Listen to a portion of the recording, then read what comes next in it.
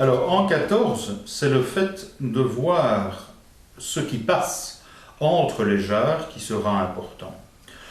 Le fait qu'il y a des ailes et que nous avons affaire à un ange sera le deuxième élément. Donc, à niveau de développement personnel, 14 reste une carte relativement douce et sympathique. C'est même la carte fête et joie qui est la plus agréable à niveau 2. D'ailleurs, quand on regarde le mandala du tarot, on peut constater que 14 est à la fin de la ligne 2 et que 14 regarde tout ce qu'il y a à sa gauche. 14, tempérance, regarde tout le travail sur soi qui a été accompli par le consultant.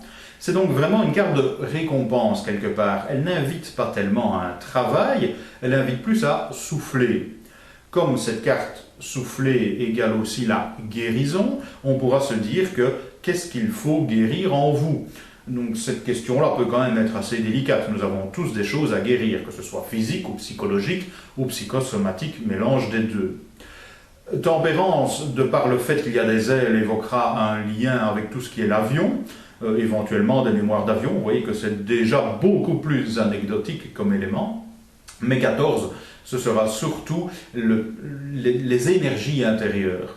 Qu'est-ce qui, au niveau de la circulation, de la fluidité intérieure de vos énergies, est encore à travailler? Ça, c'est une question que 14 peut vous poser à titre de développement personnel.